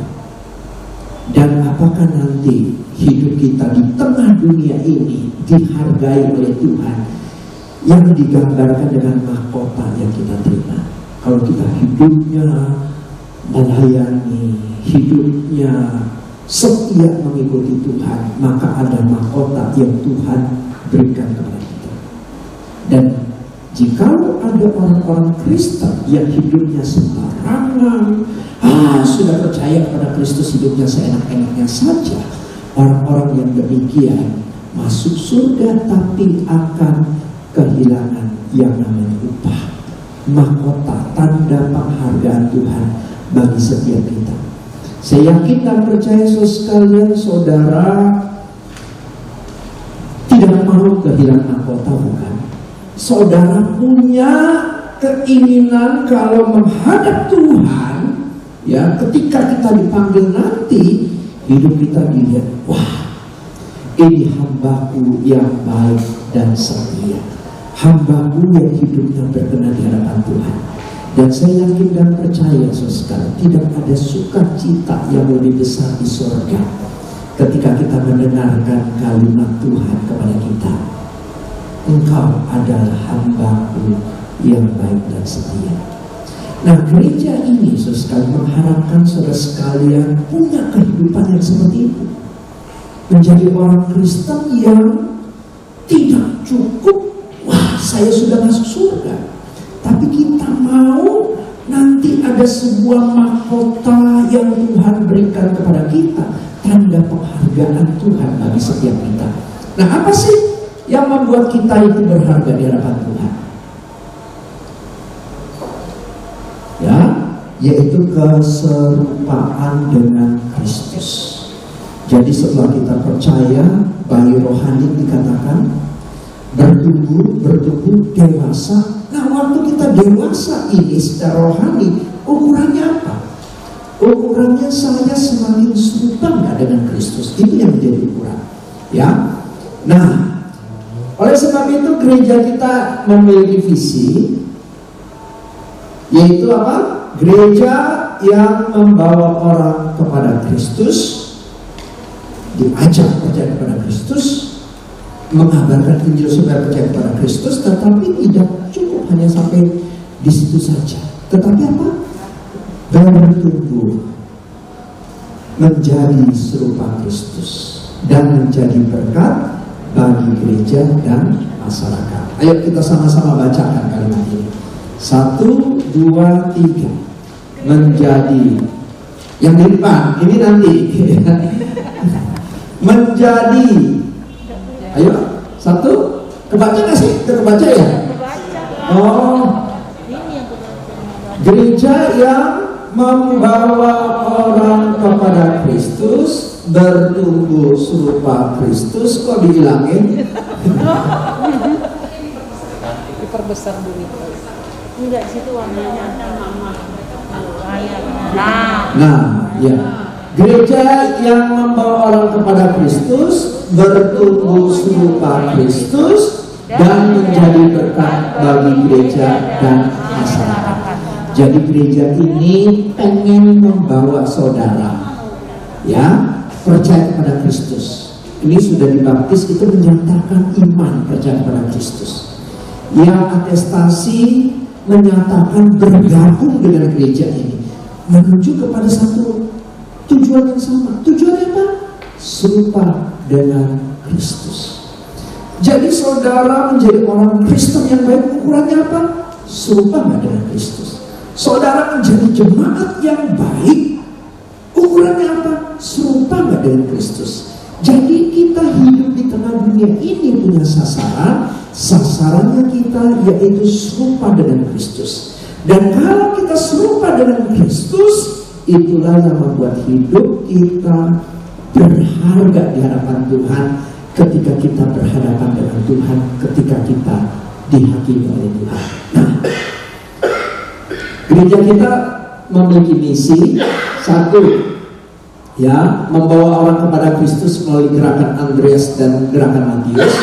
Jadi saudara sekalian dipanggil untuk mengajak orang untuk percaya kepada Kristus, ya, melalui dua gerakan, namanya gerakan Andreas, gerakan Matius. Dikenal dengan gang dua nih, ya, gang dua, gerakan Andreas, gerakan Matius, bukan gerakan Aceh Merdeka, bukan, ya. Ini gang dua. Terus mendorong jemaat bersekutu dengan Tuhan melalui bersaat teduh dan berdoa. Jadi saudara sekalian dipanggil untuk bertumbuh dengan serupa dengan Kristus. Sebagai tubuh ini perlu makanan minuman, saudara sekalian perlu namanya berdoa dan membaca Alkitab, ya. Ketiga, memimpin jemaat memuliakan Tuhan melalui ibadah. Jadi saudara sekalian dipanggil untuk beribadah, setia beribadah, dan gereja menolong saudara bagaimana sebaik-baiknya kita melakukan ibadah bersama yang berkenan di hadapan Tuhan, ya. Jadi harus setia beribadah. Membuat jemaat bersekutu dengan sesama melalui komunitas sehat, ya. Kita bertumbuh, kita perlu orang lain. Oleh sebab itu kita bergabung di dalam komsel. Siapa yang sini yang ikut komsel udah? Yang semata udah ikut komsel, pemuda-pemuda nih? Belum ya? Udah ya? Udah, bagus. Oke. Terus mendidik jemaat bertumbuh melalui kelas-kelas pembinaan, ya. Tadi kita sudah selesai yang dibaptis dan atestasi, pasti sudah mengikuti kelas berakar, ya. Terus ada sambungannya kelas bertunas. Udah lanjut ke kelas bertunas, udah daftar? Udah, oke, bagus, ya. Ada keinginan bertumbuh. Kalau Pak yang udah sampai kelas apa ya, Pak? Berakar, bertunas, berbuah ya, masuk kelas berbuah ya Pak ya, udah ya. Wah, lompat kelas, ya. Oke. Terus menolong jemaat menemukan karunia-karunia pelayanannya. Nah, nanti kalau saudara sekalian ikut kelas pembinaan, saudara diajak untuk menemukan karunia saya apa sih? Pelayanan saya tepat di mana? Ya, itu nanti di kelas-kelas. Di kelas namanya kelas berakar, bertunas, di kelas bertumbuh, ya. Terus memperlengkapi jemaat menjalankan misi di masyarakat, ya. Nah, ini kalau dirangkum jadi 3B 2K, ya. B pertama bersaat teduh, B kedua berdoa, B ketiga beribadah, ya. Itu 3B. 2K, 1 konser, 2 kelas pembinaan, ya. Jadi 3B 2K sama gang 2, ya. 3B 2K gang 2. Jadi kalau saya mau bertumbuh di serupa dengan Kristus, gereja ini menganjurkan saya untuk mengikuti 3B 2K. Saya harus bersaat teduh, ya. Saya harus berdoa, saya harus beribadah dengan setia, saya harus ikut konser, saya harus ikut kelas-kelas pembinaan, saya harus menjalankan gerakan Andreas, saya harus menjalankan gerakan melayani, ya. Gerakan Matius, dan saya harus terlibat di dalam pelayanan supaya saya bertumbuh serupa dengan Kristus. Ya, 3B 2K gam 2. Yuk kita ulang sama-sama. 1. Bersaat teduh. 2. Berdoa. 3. Beribadah.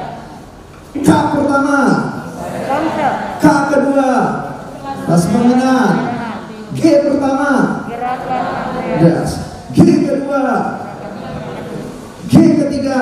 Gerakan melayani. Ya, jadi saudara sekalian, sebagai anggota saudara didorong mengikuti hal itu dengan setia. Amin. Oke, saatnya kita akan bersama-sama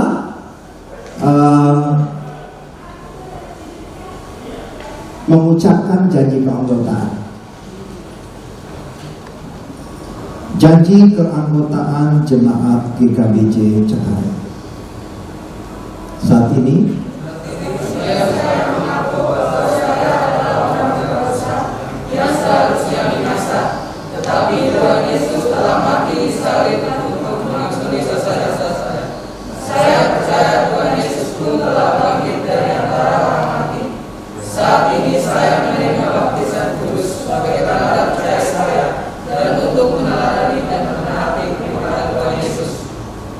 sebab itu marilah kita memusatkan perhatian kita pada hal-hal yang mendatangkan kerukunan dan pertumbuhan persekutuan bersama. Taatilah pemimpin-pemimpinmu dan tunduklah kepada mereka, sebab mereka berjaga-jaga atas jiwamu sebagai orang yang harus bertanggung jawab atasnya.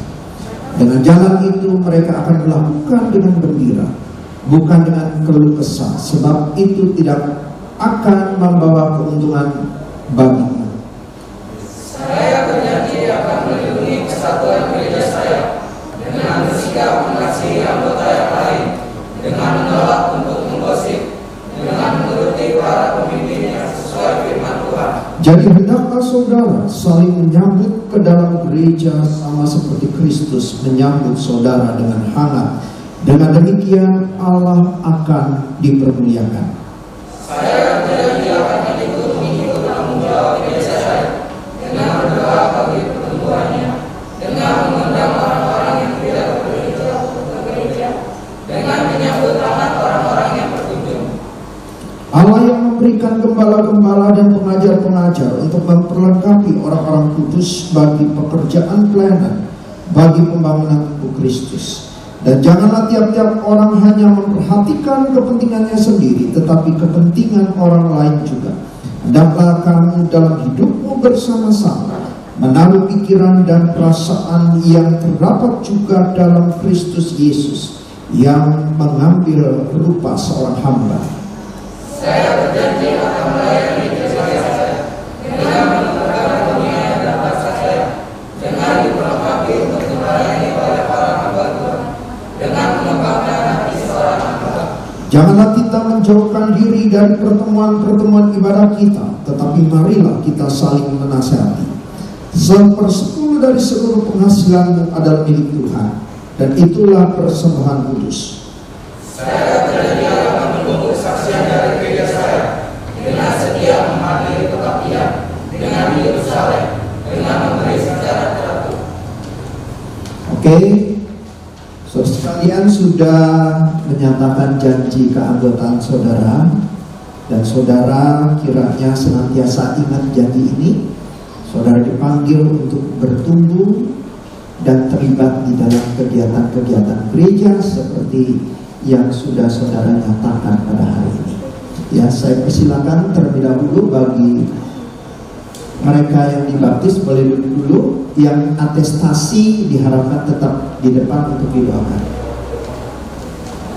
Maupun di pos sepatan, kita doakan supaya berkat Tuhan boleh menyertai perjalanan iman mereka dan keterlibatan mereka bersumbangsi besar bagi gereja di tempat ini maupun di pos.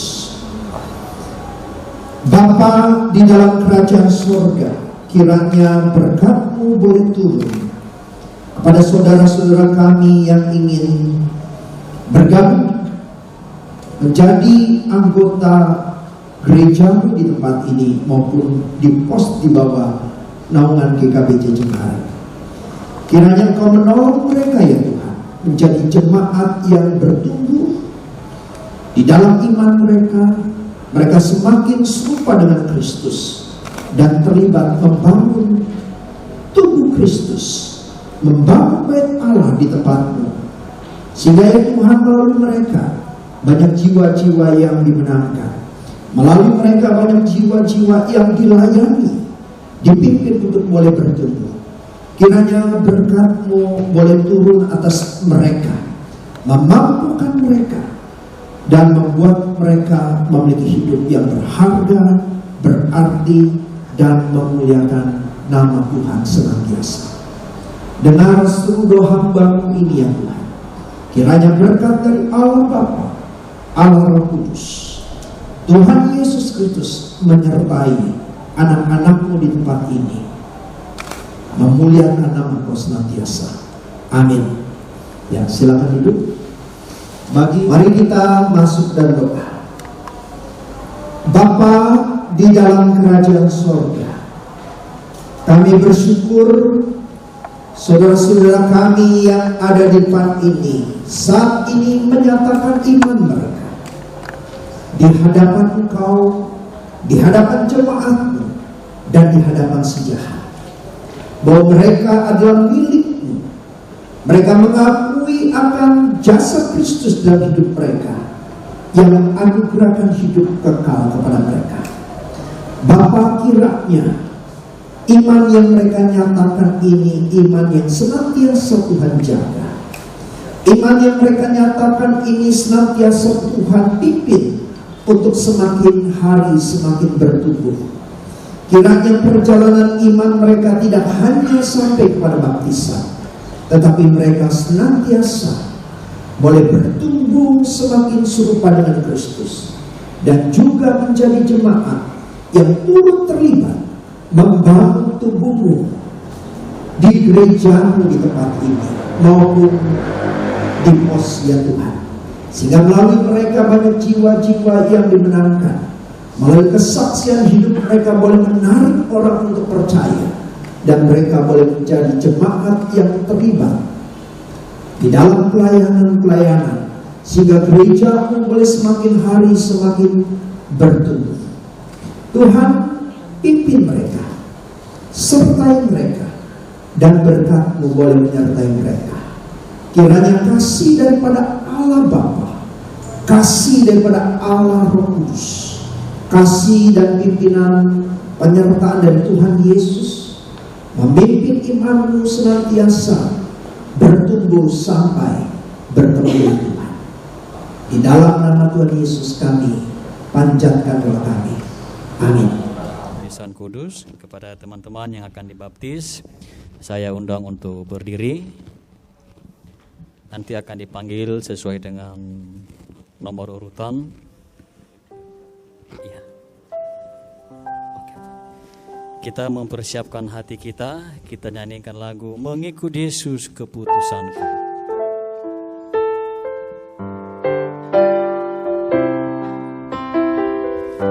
Mengikut Yesus keputusanku, mengikut Yesus keputusanku, mengikut Yesus keputusanku.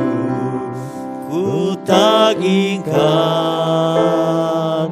ku tak ingkar. Sekali lagi, mengikut Yesus, mengikut Yesus keputusanku, mengikut Yesus keputusanku, mengikut Yesus keputusanku. Ku tak ingkar, ku tak ingkar. Baik, yang pertama Yeremia Excel Greyvano. Nanti bersiap-siap Stephen Emmanuel Lauli.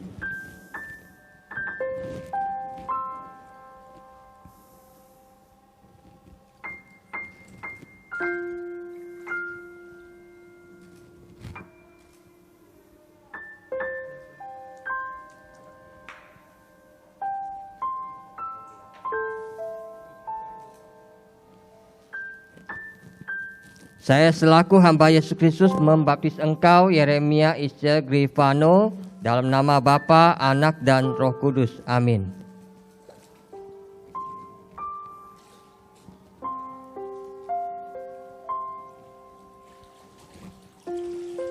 Berikutnya Stephen Emmanuel Lauli.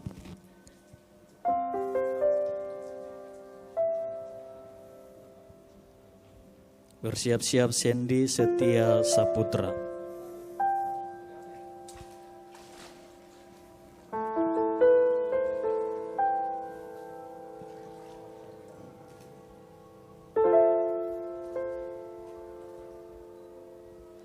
Saya selaku hamba Yesus Kristus membaptis engkau, Stephen Emmanuel Lauli, dalam nama Allah Bapa, Allah Anak, dan Allah Roh Kudus. Amin.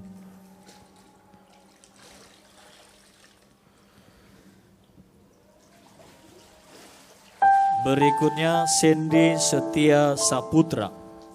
Setelah itu bersiap-siap Gopas Hasianta.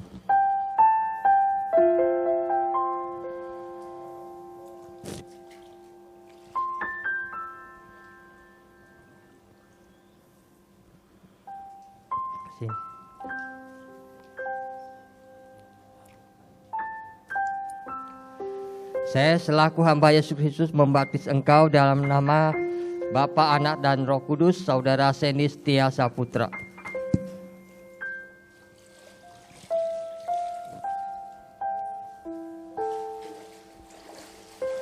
Berikutnya Gopas Hasianta. Setelah itu bersiap-siap Stefanus Arlesto.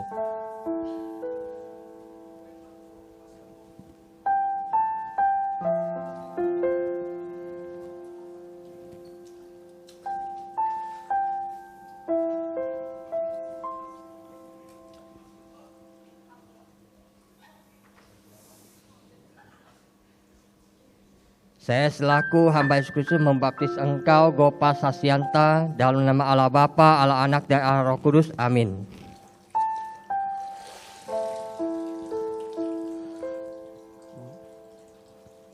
Berikutnya Stefanus Arlesto.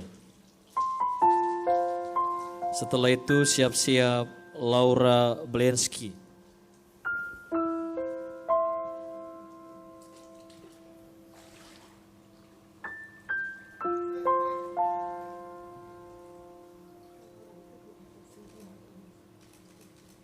Saya selaku hamba Yesus Kristus membaptis engkau, Stefanus Arlesto, dalam nama Allah Bapa, Allah Anak, dan Allah Roh Kudus. Amin. Ya, saya ralat. Berikutnya Noni Fati Selvian Daily.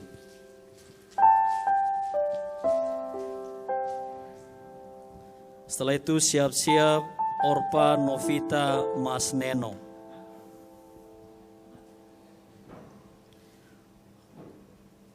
Nomor 8 Noni Fati Selvian Daily.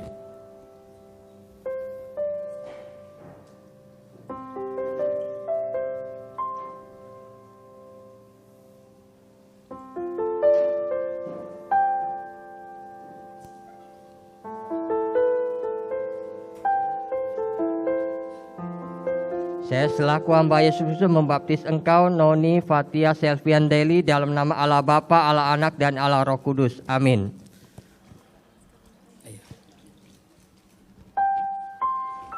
Berikutnya Orpa Novita Masneno. Nomor 9.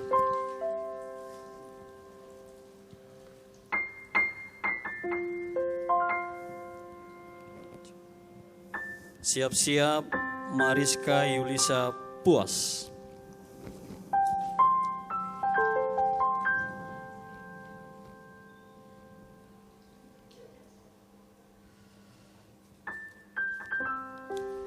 Saya selaku hamba Yesus Kristus membaptis engkau Orpa Novita Marseno dalam nama Allah Bapa, Allah Anak dan Allah Roh Kudus. Amin. Berikutnya Mariska Yulica Puas.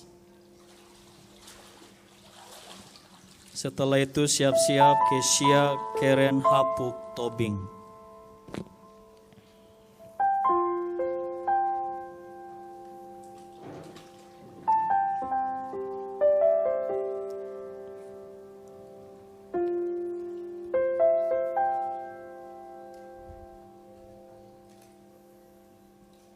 Saya selaku hamba Yesus Kristus membaptis engkau Marisa Yulika Puas dalam nama Allah Bapa, Allah Anak dan Allah Roh Kudus. Amin. Berikutnya Kesia Keren Hapuk Tobing. Setelah itu siap-siap Laura Blensky.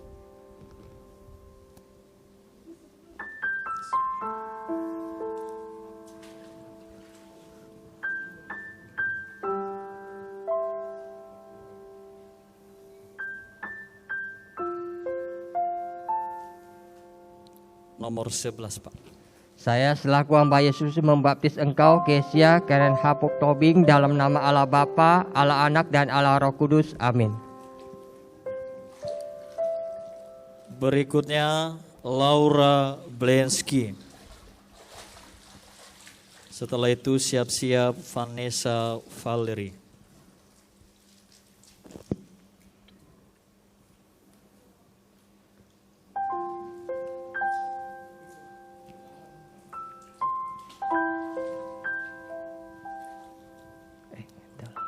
Agak maju depan. Laura Blinsky. Saya membaptis engkau Laura Blinsky dalam nama Allah Bapa, Allah Anak dan Allah Roh Kudus. Amin. Berikutnya Vanessa Valerie.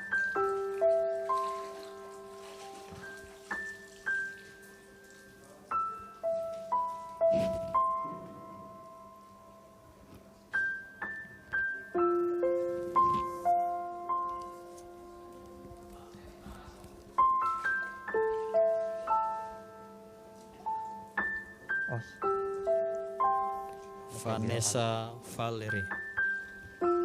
Saya selaku hamba Yesus Kristus membaptis engkau Vanessa Valerie dalam nama Allah Bapa, Allah Anak dan Allah Roh Kudus. Amin.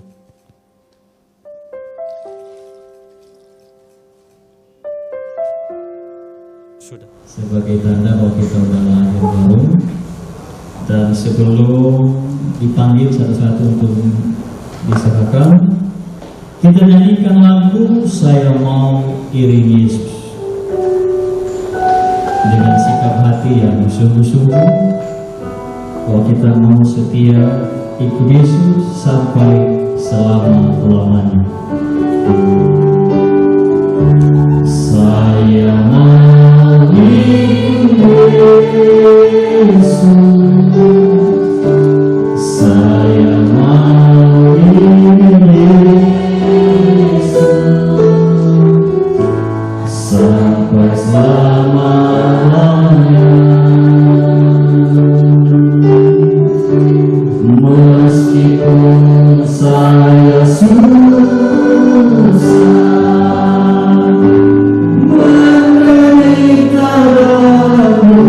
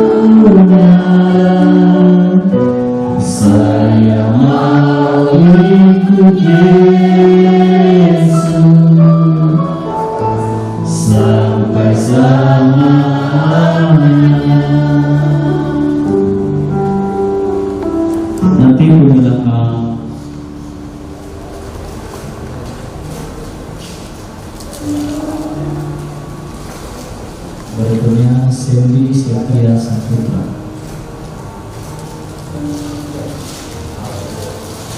Berikutnya Bopas Asian.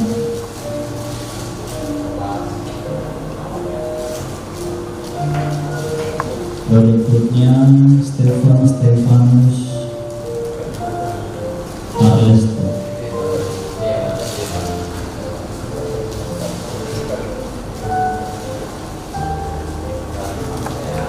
Berikutnya Vanessa Valerie.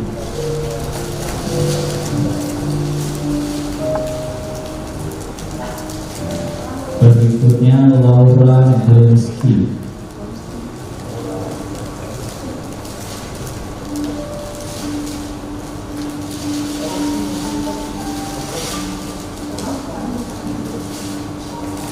Berikutnya Monefati Sylvian Daily.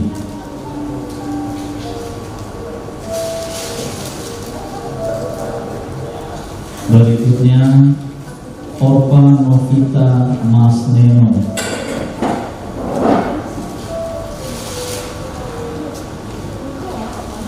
Berikutnya Mariska Yulica Buas. Berikutnya Josia Keren Aku Tobina.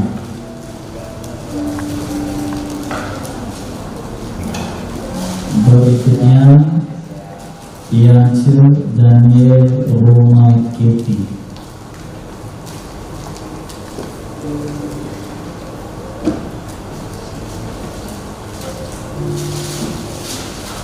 Berikutnya Juvi Yono.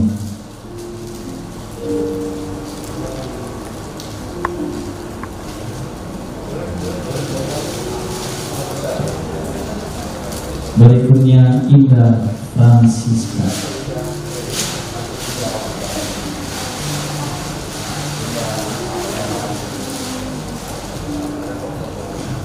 Puji Tuhan, sudah selesai waktu dan foto.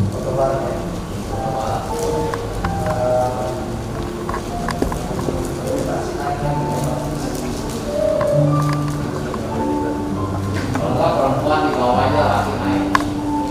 Boleh kali ya, lakinya naik ya. Perempuannya di bawah. Megangnya bagaimana?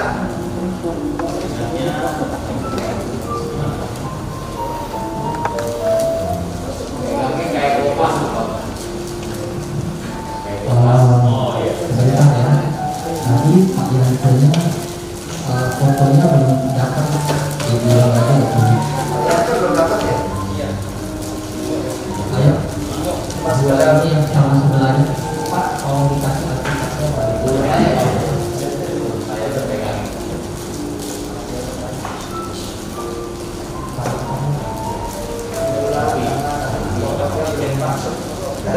Ini geser. Geser sana ya.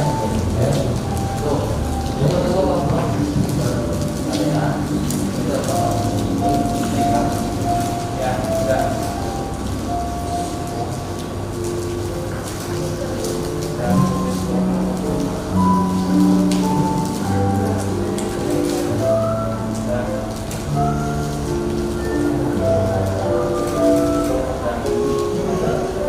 Oke ya.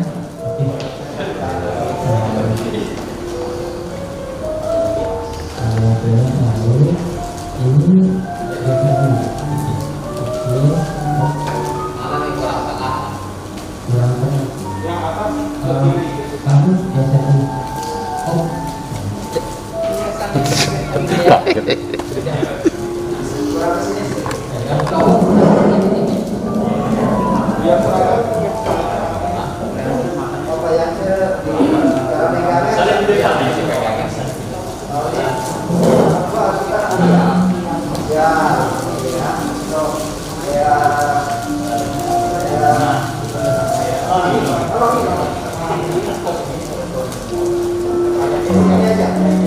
Kayaknya siap. Nah,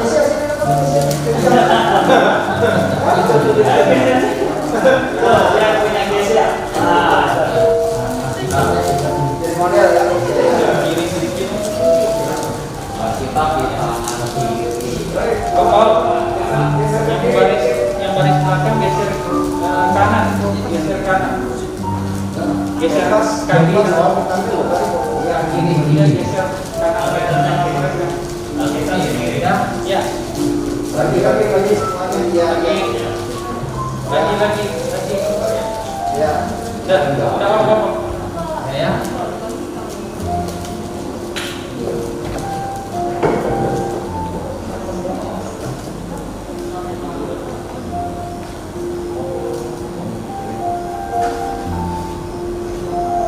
Satu, dua, tiga. Isa. Sorry Pak.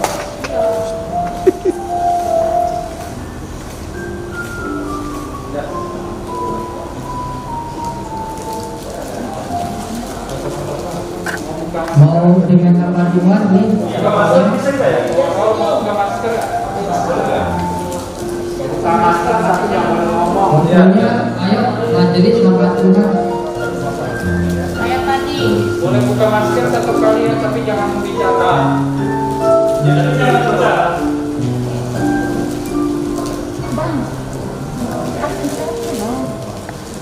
Maskernya. Ayo ini Ken boleh. Ayo ada Pak Pen juga kan. Kita Taruh di sana Bang. Abang Greta. yang ikut Ya dari pos mau pengurus. Iya, dari yang dari pos ada pengurus. Nanti disediakan motor di situ ya. Iya. Tapi boleh masker bukan? Mau Paul biasa di Ya, mau terpandang. Sorry, masker boleh buka. Masker. Biar cantik. Tar dulu ya. Masker kembali kita buka. Iya, tapi jangan ngomong dulu ya. Maskernya dibuka dulu. Salimnya tolong dihadapkan ke belakang yang Oke udah ya, kita buka masker ya. sejajar dada ya, sejajar dada saling. Oke ya, kita buka masker. Semua jangan ngomong ya. Salibnya dilurusin, Sa. Ya. Salimnya jangan minyak-minyak. Ya. Ya, itu. Yang kamera depan dulu ya. Satu dua.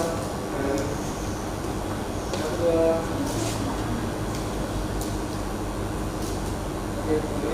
Ya, lihat sini. 1, 2, 3. Oh ya, tahan ya.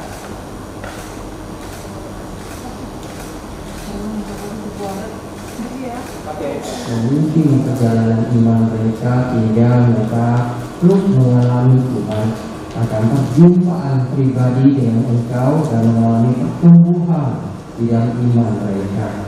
Yang mereka bukan sekedar percaya, tetapi sungguh percaya yang mereka diberi kuasa untuk menang atas kuasa